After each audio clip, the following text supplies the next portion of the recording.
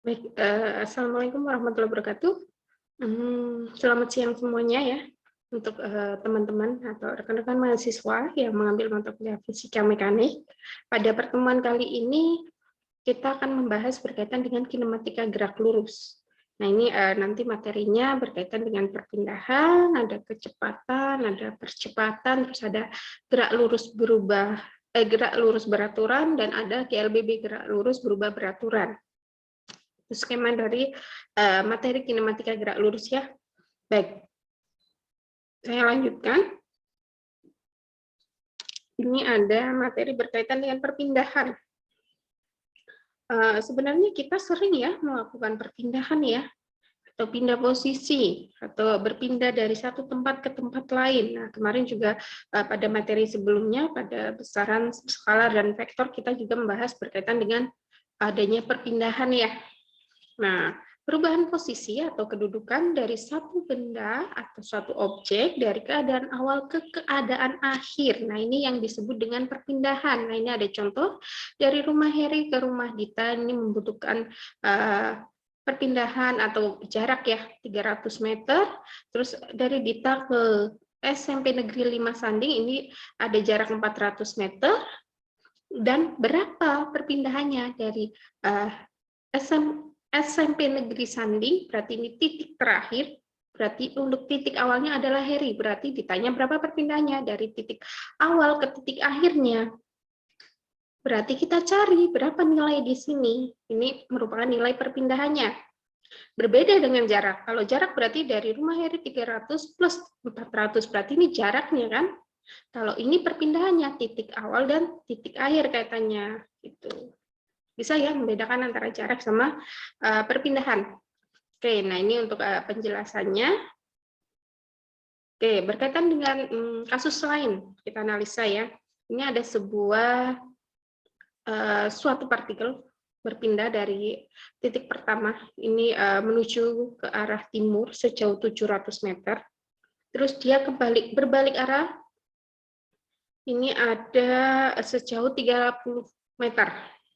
70 meter ke arah timur, berbalik lagi 30 meter, berarti dia jaraknya sejauh 70 plus 30, berarti dia berjalan berpindah ya dengan jarak 70 plus 30, berarti total jaraknya adalah 100 meter. Nah, yang ditanya berapa perpindahannya? Berarti kalau perpindahan Anda langsung di mana titik awalnya? Oh, di sini, di 0 nih.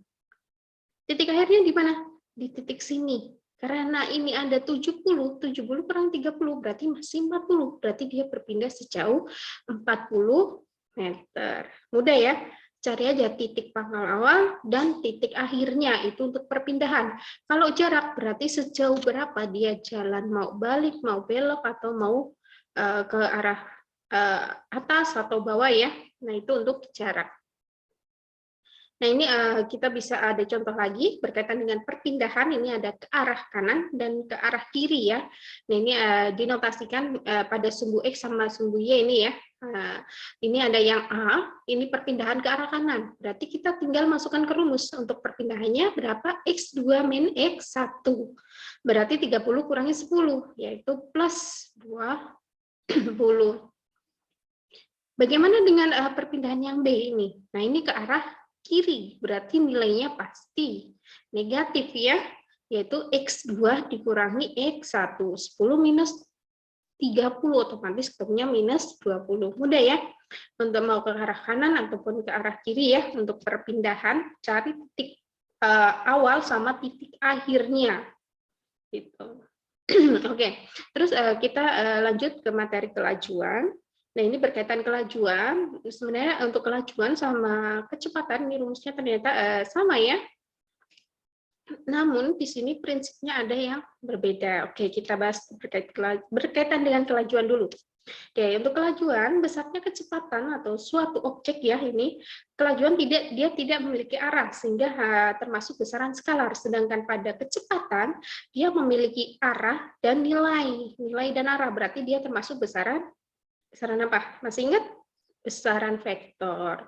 Oke, untuk rumusnya untuk kelajuan sendiri yaitu V sama dengan S per T. Di sini untuk V adalah kelajuan, satuannya meter per second ya. Sedangkan S adalah jarak, sedangkan T adalah waktu tempuhnya. Makanya di sini jarak ya, makanya tadi saya tekankan. Anda harus bisa membedakan ini nilai jarak atau perpindahan ya, untuk membedakan jarak dan perpindahan dulu. Oke, terus berkaitan dengan kecepatan. Nah, ini untuk kecepatan besaran vektor yang menunjukkan seberapa cepat benda berpindah. Berpindah berarti ada titik awal, ada titik akhir ya. Kecepatan juga bisa berarti kelajuan yang punya arah. Misal, sebuah mobil bergerak ke timur dengan kecepatan 60 km per jam. Rumus kecepatan tidak jauh berbeda dengan rumus kelajuan, bahkan bisa kita katakan hampir sama ya, atau sama ya. Namun di sini yang membedakan adalah ketika pada kelajuan, di sini adalah untuk jarak. Jika di kecepatan, dia perpindahan per waktu. Nah, kalau di kelajuan, jarak per waktu. Itu yang membedakan ya. Oke. Berarti nanti ketika ada soal, teman-teman nanti harus menganalisis dulu ya. Ini harus menggunakan rumus kelajuan atau dengan kecepatan. Oke, terus berkaitan dengan kecepatan rata-rata. Nah, ini ada kecepatan rata-rata, ini harusnya ada barnya ya. Didefinisikan sebagai perbandingan perpindahan benda dengan selang waktu tertentu. Untuk kecepatan rata-rata adalah besaran vektor dengan arah yang sama dengan arah vektor perpindahannya. Nah, ini ada misal contoh ya, dalam selang waktu tertentu atau delta T, T1 ke T2 ya, berarti ada T0, T pertama ke T akhir, posisi partikel juga sama, berpindah dari posisi awal ke posisi akhir dengan kecepatan rata-rata dapat dinyatakan dalam persamaan untuk kecepatan rata-rata, delta X per delta T. Berarti di sini yaitu berapa untuk perubahan perpindahannya harusnya ya, atau jaraknya ya, nanti tinggal yang ditanyakan kecepatan rata-rata atau kelajuan rata-ratanya. Karena rumusnya memang prinsipnya sama ya, yang diketahui itu nanti di soal itu jarak atau perpindahannya. Nah, ini untuk perubahan jarak atau perpindahannya, kita bisa notasikan delta X, atau kadang juga bisa dituliskan delta S, bisa juga ya. Terus per selang waktunya berapa. Untuk X2 atau X yang terakhir, kurang dari X1 bergerak ke kiri atau mundur, berarti delta X, X2 min X1, dia lebih kecil dari 0. Berarti nilai kecepatan rata-ratanya bernilai negatif. Begitu sebaliknya, jika X2-nya lebih besar dari X1, atau bergerak ke kanan atau maju ya, berarti X2 min X1-nya lebih besar daripada 0, maka nilai kecepatan rata-rata kita bisa asumsikan nilainya positif. Oke, terus ini ada contoh soal, ada posisi seorang pelari sebagai fungsi waktu digambarkan sepanjang sumbu X dari suatu sistem koordinat. Dia mempunyai selang waktu 3 second ya. Posisi pelari tersebut berubah dari X1, berarti ada posisi awal 50 meter menjadi X2, posisi yang kedua, akhir 30,5 meter. Jika diukur dari pusat koordinat, berapa kecepatan rata-rata? Mudah sekali ya. V sama dengan delta X per delta T ya. Nah, langsung dimasukkan, ketemu hasilnya. Saya yakin rekan-rekan langsung bisa mengerjakan ini ya. Nah, ini langsung terjawab ya. Ini negatif kenapa? Karena nilai yang kedua dikurangi ke 1. Nilai keduanya dia lebih kecil. Berarti kita ingat. Berarti delta X-nya ini lebih kecil dari 0. Karena X2-nya X2-nya lebih ini ya. X2-nya lebih besar dari X1. Berarti nilainya harusnya positif. Di sini berapa? X2 min X1. X2-nya 30. Oh, X1-nya dia lebih kecil ya. Oke, makanya nilainya jadi negatif karena X2-nya lebih kecil dari, ya, oke, berarti masuk ke yang ini ya, X1-nya lebih besar dari X2-nya, makanya nilainya negatif. Berarti sesuai dengan prinsip kecepatan rata-rata ini ya, nilainya negatif. Oke, atau ke arah kiri ya. Untuk kecepatan sesaat, ya ini tadi ada kecepatan rata-rata, terus ada kecepatan sesaat juga ya. Nah ini kecepatan suatu benda pada suatu titik lintasannya disebut kecepatan sesaat. Atau kecepatan sesaat dapat didefinisikan pula sebagai kecepatan rata-rata pada limit delta t yang menjadi semakin kecil hingga mendekati delta t mendekati 0. Dengan demikian, persamaan dapat dituliskan untuk kecepatan sesaat. V sama dengan limit delta t mendekati 0, delta x per delta t atau dx per dt. Masih ingat derivatif? Ingat ya, turunan ya. Dulu pasti pernah belajar berkaitan ada turunan, ada integral, ada limit ya. Oke, kita lanjut. Dalam hitungan analisa, harga limit delta x per delta t dengan mendekatkan delta t pada harga 0 ditulis dx per dt dan disebut turunan atau derivatif x terhadap t. Kecepatan sesaat ini merupakan besaran vektor. Arahnya sama dengan limit vektor perpindahan dari delta E. Karena delta T-nya harusnya positif, maka tanda V-nya sama dengan tanda delta E. Jadi kecepatan positif ini menunjukkan pergerakan benda ke arah kanan atau ke arah depan, ya. Oke. Terus ini ada contoh. Jika diketahui persamaan gerak suatu partikel ini sebesar X sama dengan 20 minus T pangkat 3, misalnya dalam satuan CGS, terus tentukan pergeseran dari partikel tersebut dalam selang waktu T ketika 1 second, T sama dengan 3 second, dan kecepatan saat T sama dengan 3 second. Terus buat grafik XT dan VT-nya. Ketika T sama dengan 0 dan T sama dengan 3 second. Mudah sekali. Kita harus ingat dengan derivatif ini ya. Nah, ini untuk derivatif tinggal kita turunkan. X sama dengan, jika ini diturunkan jadinya minus 3T kuadrat. 20-nya hilang kan ya. Oke, kita kerjakan yang A dulu. Nah, bagaimana yang A? Yang A tinggal memasukkan, karena kan dia T-nya berapa? Dia dimasukkan T1 dan ketika 3 second ketemu untuk pergeseran partikelnya, kita masukkan nilainya hasilnya ketemu, maka tinggal dikurangkan aja. Ketika pada posisi 2 dikurangi posisi 1. Berarti min 7 dikurangi min 19 ketemu. Berarti karena minus berarti dia arah X pada sumbu X ke arah kiri karena hasilnya minus. Untuk kecepatan saat T sama dengan 3 second tinggal diturunkan karena kecepatan sesaat. Kita masukkan saja, tinggal dimasukkan ya, min 3T kuadrat. Tadi kan untuk ketika 3, waktunya 3 second berarti minus 3 kalikan 3 pangkat 2. Nah, langsung ketemu, minus 27 cm per second. Mudah ya? Oke, yang ketiga, buat grafik XT, VT, untuk ketika T0 sampai dengan T sama dengan 3 second. Mudah sekali, tinggal di ini ya. Tadi turunannya udah dapat nih. Kan yang untuk XT-nya kan masih sama ya. X sama dengan 20 min T pangkat 3.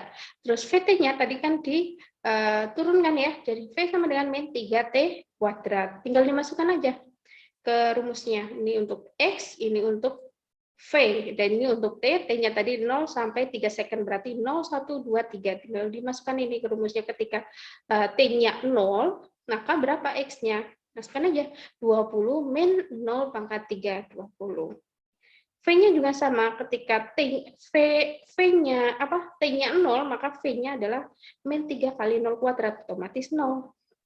Yang satu sama, dimasukkan ke rumus E, hasilnya di sini. Ini juga satu dimasukkan ke rumus V, hasilnya di sini. Terus bagaimana selanjutnya? Tinggal membuat grafik waktu terhadap jarak dan kecepatan waktu terhadap kecepatan. Nilainya tinggal dimasukkan. Ketika T-nya 0,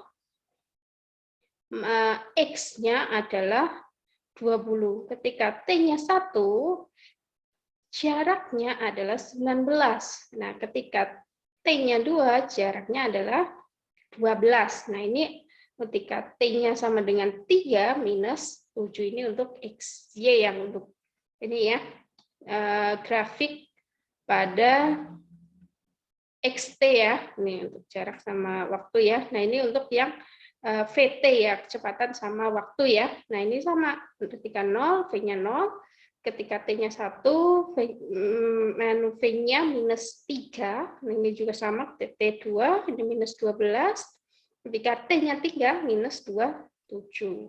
Tinggal dimasukkan aja ini, gampang ya. Oke, saya lanjutkan. Terus ada contoh lagi. Berkaitan dengan tadi, derivatif tadi ya. Kayak ini ada contoh lagi, sebuah benda bergerak dengan persamaan posisi dengan fungsi waktu sebagai berikut ya. Ini ada S sama dengan 2T plus 2. Yang ditanya apa? Tentukan kecepatan rata-rata benda jika benda yang mula-mula diam, berarti awalnya diam nih, T0, T1-nya. Terus bergerak selama T2-nya 4 detik. Nah, berapa kecepatan rata-ratanya? V-bar-nya berapa? Ingat, V-bar sama dengan delta X atau menggunakan delta S juga boleh ya, per delta T. Ingat ya, tadi untuk kecepatan ini untuk kecepatan saat, dan untuk kecepatan rata-rata menggunakan rumus ini. Delta X per delta T. Oke, nah, silakan nanti teman-teman dicoba ya, dikerjakan ya ini. Walaupun memang nanti kita bahas, tapi silakan dicoba sendiri nanti biar lebih paham atau lebih mengerti dengan menganalisis soal ini seperti apa, penyelesaiannya seperti apa. Oke, nah ini untuk penyelesaiannya. S-nya tadi 2T plus 2. Dari soal kita ketahui bahwa benda itu bergerak selama 4 detik. Artinya ada T pertama 0, T kedua 4. Kita masukkan ya. Kedua kali 0 plus 2 sama dengan 2. 2 kali 4 plus 2 maka sama dengan 10. Ini untuk perpindahannya ya.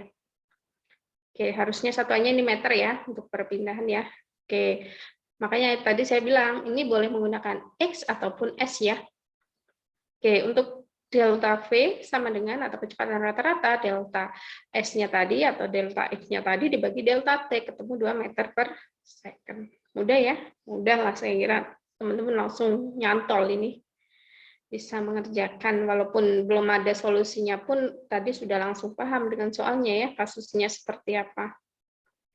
Oke, terus ada contoh 4. Ini ada persamaan posisi benda, ini S sama dengan T atau terhadap T sama 4T pangkat 3 min 5T minus 12 jika S dalam meter dan T dalam detik atau second, maka berapa persamaan kecepatan sesaat benda? Dan berapa kecepatan benda saat T sama dengan 1? Mudah ya, kita masukkan dulu. Diketahui ada rumusnya apa persamaannya, terus turunannya 4 kali 3 12 T, ini 3 minus 1 sama dengan 2 min 5 karena T-nya habis kan, 1 min 1 0 0 pangkat 0 kan 1 habis. Persamaan kecepatan sesaat adalah VT, V terhadap T sama dengan 12 T kuadrat minus 5. Pada saat T sama dengan 1 tinggal dimasukkan aja. 12 kali 1 minus 5, 7 meter per second. Ya, terus ada contoh 5, ini ada persamaan lagi ya. Posisi benda S sama dengan T, sama dengan 4T pangkat 3, min 5T. Ingat, kemarin ada IJK ya pada pertemuan sebelumnya. Ada, oke, atau vektor posisi ya kemarinnya udah X, Y, Z, Y, Z. Maka tentukanlah berapa persamaan kecepatan sesaat benda dan besar kecepatan menurunkan sesaat benda pada saat T sama dengan 1 second. Bisa ya menurunkan ya. Ini persamaan mula-mula. Terus Anda turunkan seperti tadi, berarti ini ada 12 T kuadrat min 5I, buka kurung tutup I, plus 2T min 2K. I sama C. Oke, setelah diturunkan, tadi udah dapat nilai ya. Ini hasilnya, PT-nya, terus saat T tadi, ketika T pada saat 1 detik, tinggal dimasukkan ke rumus ini aja. Ketemulah V ketika 1 detik, maka 7 meter per second. Oke, mungkin itu saja yang bisa saya sampaikan pada pertemuan kali ini. Nanti akan ada tugas di Elita. Silakan ini nanti videonya dipelajari lagi, disimak lagi ya, dipahami soal contoh-contoh soalnya ini bisa dikerjakan ulang ya untuk rekan-rekan agar bisa lebih memahami berkaitan dengan materi kali ini. Mungkin itu saja yang bisa saya sampaikan. Perkuliahan kali ini saya cukupkan. Terima kasih. Wabillahi taufiq wal hidayah. Wassalamualaikum warahmatullahi wabarakatuh.